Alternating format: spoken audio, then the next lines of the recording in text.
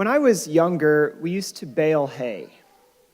And the hay baling that we did was not those big round bales or those big rectangular bales where you can ride along in a nice air-conditioned tractor cab and do the baling. We baled the little bales where you have to stand on the back of the wagon and you got to hook them out and stack them up. I don't know if any of you have any experience with that. Probably some of you do. But it's hard work. And we would bale hay in the summertime, and my grandpa, he had cattle, we had sheep, so we needed some hay, we needed some straw for the fall and for the winter. And it became this rhythm of our summer, where my grandpa would cut the alfalfa, and then he'd rake it so that it would dry out, and it would be time to bale. And he'd always come and say, all right, I need everybody to help me bale. You're going to have to just kind of scramble your plans for the next day because we got to bale. Oh, and there's rain coming, so we got to do it all today. We got to hurry. And it became this kind of a joke that we had. Like, every time I'd come home from something, it's like, hey, we got hay down, and it's going to rain, so we got to hurry, right? Even now, I bet when we go home to Illinois, to my family's home for a little trip here over Thanksgiving, I bet that my brother will say, hey, we got hay down. So it's this thing, we got to hurry. There's a rain coming. And you know that it's so much like a lot of our society, a lot of our culture, because we're in a hurry-up society. We're in a society that's fixated on hurry, and we don't exactly value slowness. So if your car is slow, get a new one. If your watch is slow, you better change the batteries. If your internet is slow, then upgrade. If somebody tells you you're a little slow, they don't mean that as a compliment. I mean, we want to be fast. We want to be the kind of people who get it done yesterday. We'd rather be speedy than slow-mo. Get out of my way, tortoise. When it comes down to it, we're all rooting for the hare. But we need slow. And it turns out that hurry up can be one of the most wicked phrases in our vocabulary. And Jesus invites us to slow down for God and for others. But what does it mean to take it slow? And I want to look at this passage a little bit today from the Gospel of Mark chapter 6. And I want to just explore what Jesus says here in this passage and look at what he's teaching his disciples. It's the Gospel of Mark chapter 6, the feeding of the 5,000.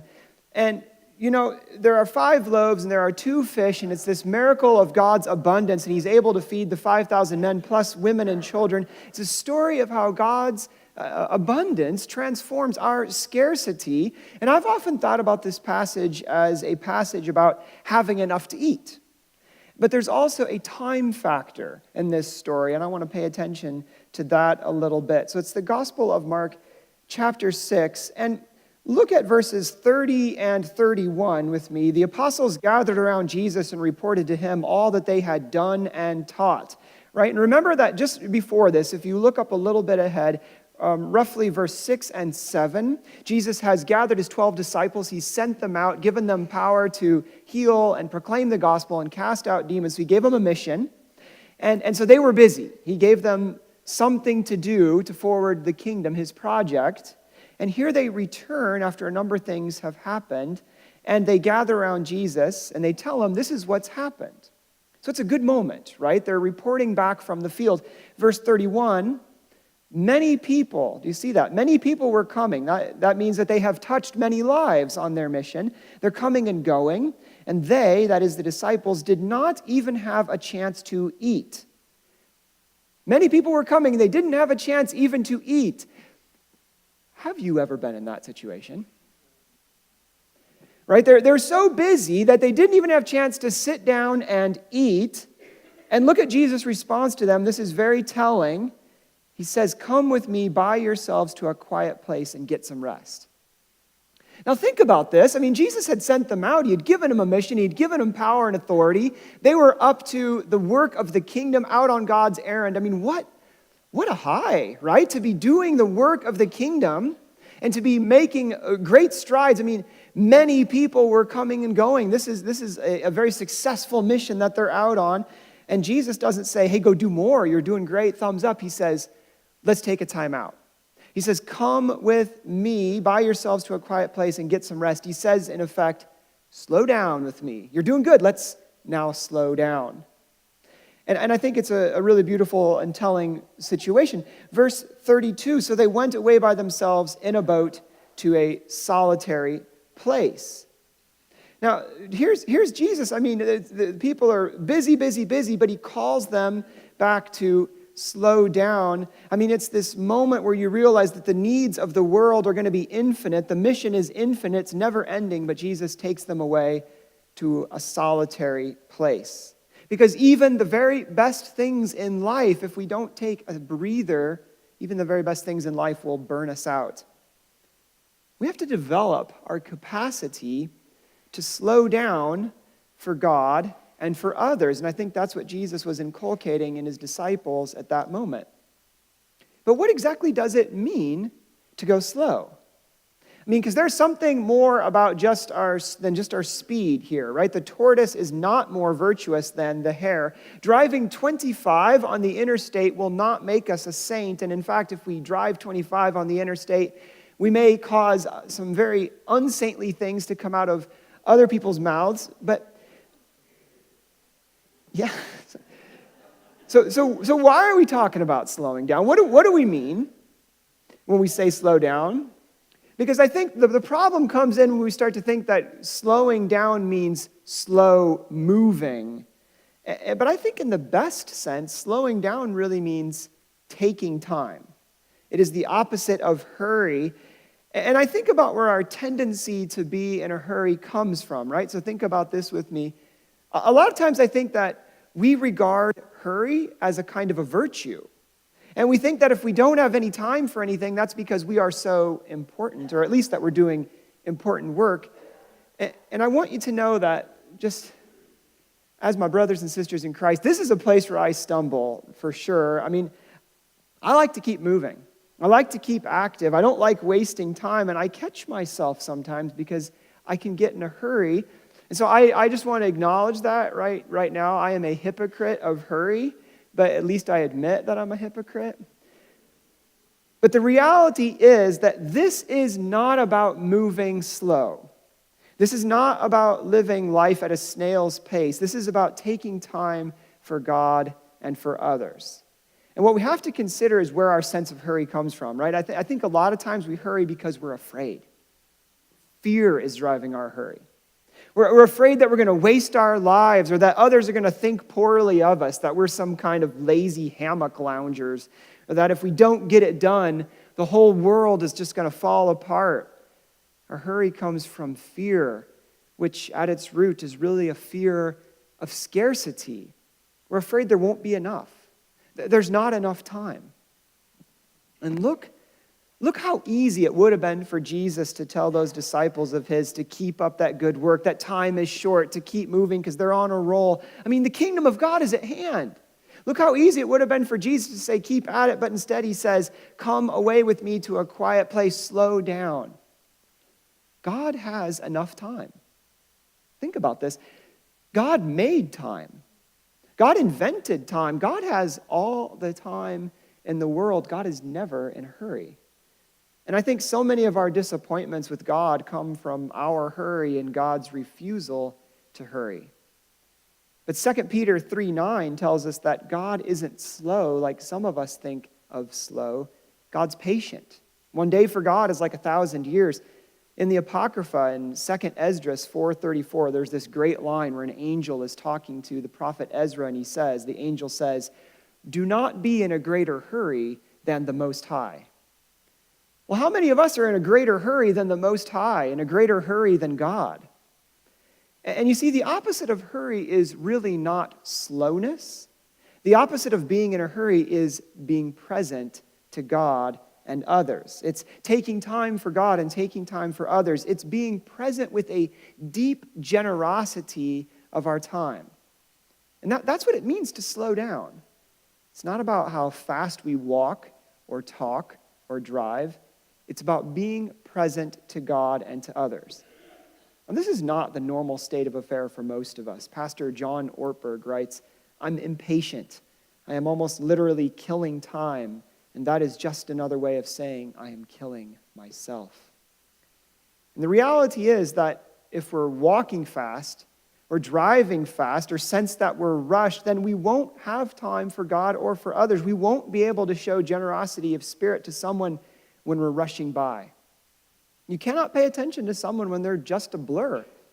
Rush and hurry are the great enemies of the spiritual life. This is the reason that the angel tells Daniel in Daniel 12:4 that one of the signs that the end is near is that people will be rushing here and there. You know things are bad when everybody's in a hurry. That's the message. This is the reason that Dallas Willard once famously told his friend that the most important thing he can do in his spiritual life is ruthlessly eliminate hurry from his life. This is why writer and farmer Wendell Berry says of our contemporary rushed moment, "We seem to have decided that life is not very interesting. Let its satisfactions be minimal, perfunctory, and fast. We hurry through our meals to go to work and hurry through our work to recreate ourselves in the evenings and on the weekends and vacations. And then we hurry with the greatest possible speed and noise and violence through our recreation. For what? To eat the billionth hamburger at some fast food joint hell-bent on increasing the quality of our life? And all this is carried out in a remarkable obliviousness to the causes and effects, the possibilities and the purposes of the life of the body in this world." You see, this is the problem with our hurry. We lose track of the reasons that we're doing things, which is to lose track of the purpose of life. Hurry becomes an end in ourselves. We convince ourselves that doing things quickly is more important than doing things that matter. And multitasking is the snarly little sister of hurry. It's the illusion that we can have our cake and eat it too, that we can do two things at once. And sure, it's true that you can listen to the radio while you wash dishes, but we will not be able to listen to God while we are surrounded by distractions and in a rush. We will not be able to listen to others while we're texting. I once tried to pray for someone while I was driving. I had one of those little over-the-ear things. I don't do this anymore. I once tried to pray for somebody while I was driving. I mean, it's a bad idea. I mean, first off, you can't drive very well with your eyes closed. Gotcha. But I couldn't give them the attention that they needed to really hear what they needed in my prayer. You know, you can't pray. And you know, when I'm driving long distances, I'll have this little prayer dialogue going on with God, just me and God, but that's a little different. It's kind of, you know, you can't talk on the phone, can't text while you drive. It's one of those things that studies even show is almost like drunk driving.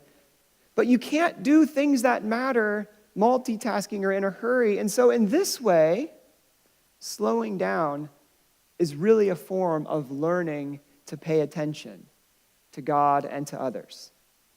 Brothers and sisters, slow down for God and for others. And I'll admit, too, this has been a really great week for me to practice what I preach, to ask myself, what does it mean to slow down and to be present and to pay attention? And I'll be the first to admit that slowing down for God and for others is not easy. It won't just happen. We make choices. In a lot of ways, the fact that we can make choices, that's probably a surprise to a lot of us. Most of the time, we don't think there's even a choice to make because, hey, the world waits for no one. And we convince ourselves that we're powerless to get control of our schedule and slow down. But ask yourself, if you don't have the power to control your schedule, who does? And if you find that you cannot take your foot off the gas, then I think a very good question would be, why not? If I don't have control, then who, or is more likely the case, what does have control? And listen, it's not easy to slow down. Look what happens in our passage in the Gospel of Mark. Look at verse 33 with me. It is not easy to slow down. Jesus calls them away to a solitary place, but many who saw them, that's the disciples and Jesus, leaving, recognized them and ran on foot from all the towns and got there ahead of them. So Jesus says, we're going to go to a quiet place. We're going to slow down. Does it work out? Not exactly. And this is Jesus that we're talking about, right? They try to slow down and the crowds come and surround them again. The hurry follows them out to their quiet place. This is Jesus we're talking about. And even Jesus is foiled. Think about how amazing this is because, when Jesus tells the waves to be still, what do the waves do? They're still. When Jesus puts his hand on someone and says, be healed, what happens? They're healed. When Jesus tells some nasty demon, get out, what happens? It gets out. When Jesus says, let's go away and let's rest, what happens? They try to rest, but it doesn't happen. They're surrounded by all of these people and they burst their bubble of rest.